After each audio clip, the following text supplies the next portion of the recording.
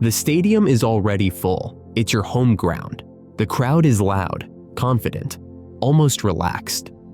Your team looks settled today, and your star player, the one everyone leans on, is in form. Everything feels set. Then, just before kickoff, he signals the bench. He tries to walk it off.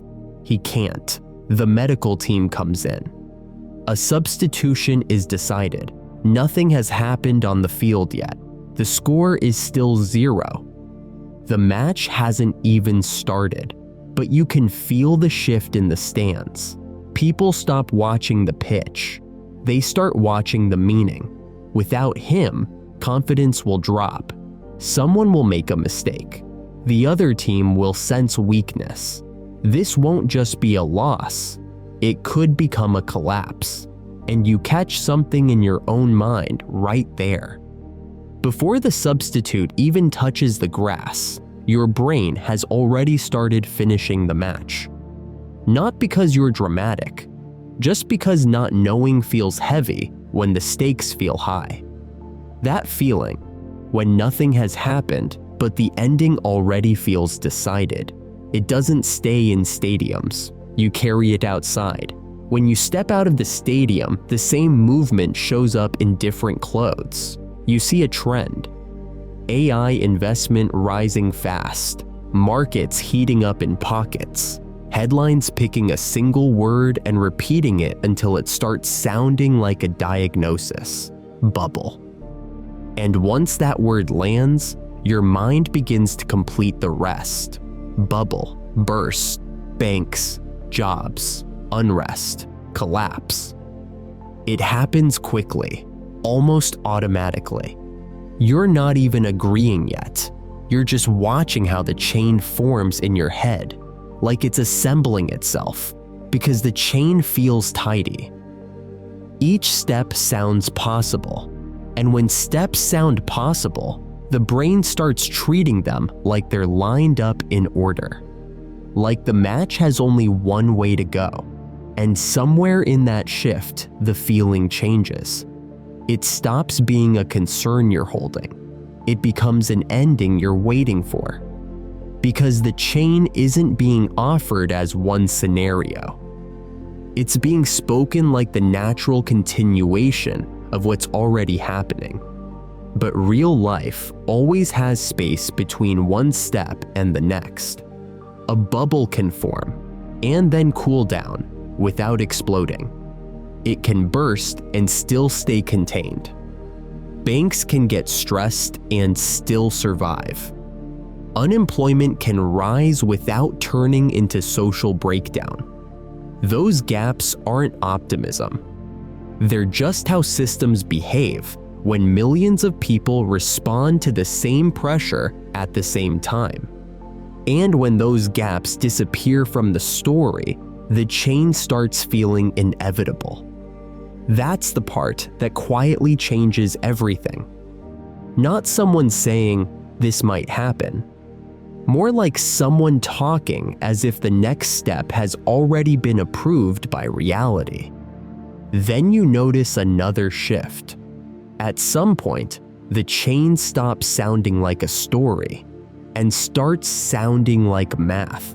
People say things like, "It's almost certain," 90%, as good as guaranteed. And when you hear a number like that, there's a small, quiet question that sometimes shows up in you. Has something like this actually happened before? How often? Not to dismiss the risk, just to understand what kind of claim this number is trying to make.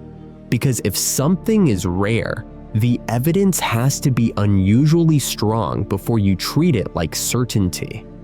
That's the moment you want to pause, not to argue, just to check what the number would even mean.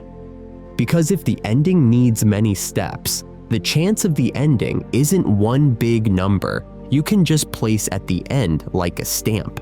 It lives inside the links. It's step 1. And then step 2 only if step 1 happened. And then step 3 only if the first 2 happened. So even if you give the chain a very generous 50-50 at every step, it shrinks fast. Half for a bubble, half that it actually bursts. Half that the burst breaks the banking system. Half that bank stress becomes mass unemployment.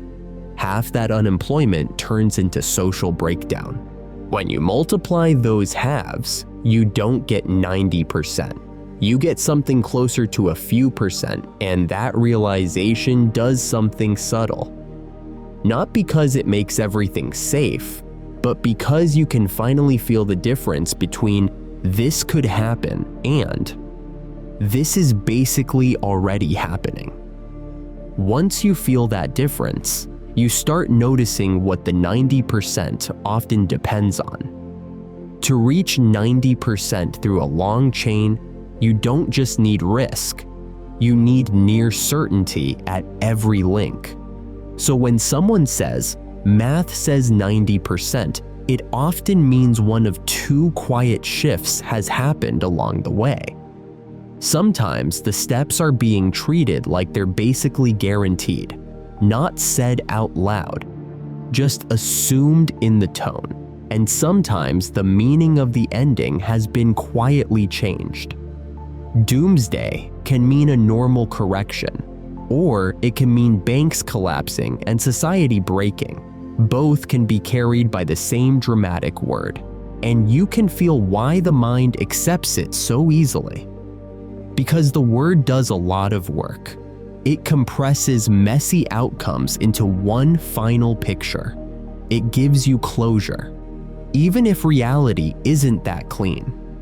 Reality keeps refusing to be a single picture, because the moment a risk becomes visible, people respond to it, not perfectly, not always in time, but response is part of the system. Investors pull back, regulators tighten, central banks step in, companies slow hiring, governments soften shocks, people change spending. New rules appear after the first damage. These reactions don't erase risk. They change its path. That's why the straight line is so tempting, and why it can mislead you. A straight line ignores feedback. It treats the world like a machine that continues forward no matter what. But the world is full of minds adjusting to what they see. Sometimes wisely, sometimes badly, still adjusting. And when you remember that, the chain starts looking less like destiny and more like one possible route among many. And still, it makes sense that this era feels heavier. Not because collapse is guaranteed, because the pace is real. Technology moves fast, money moves fast, information moves faster than understanding. A panic in one place can spill into another before you even know what started it. So uncertainty is not rare anymore, it's continuous. And when uncertainty becomes continuous, your mind looks for shortcuts. It wants a stable picture to hold. That's why these chains feel attractive. They turn a noisy future into a single line you can keep in your head. But after you see enough of them, something else begins to change in you. The warnings keep coming, the endings keep getting announced, and slowly, your reactions shift. Not because you don't care, because your mind can't stay in full alert forever. Some days you feel the panic, other days you feel nothing at all. Most days it's a mix. Scrolling, absorbing, switching off, switching back on. Real risk and noise start blending together. And that's when the signal becomes hardest to notice. Not when there are no warnings, but when there are too many confident endings. Back in the stadium, the referee finally blows the whistle. The substitute steps onto the pitch.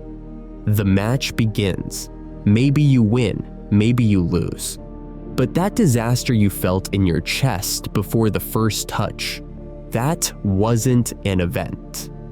It was your mind trying to finish the story early, because not knowing is uncomfortable. The future is like that. It doesn't arrive as one clean conclusion. It arrives as decisions, reactions, corrections, mistakes, and repairs, one after another. The world is changing. That part is true. But the feeling that everything is already decided, that's something we add on top of it. And if you can notice that feeling while it's forming, you don't become a blind optimist. You just stop confusing a story with a scoreline that hasn't happened yet.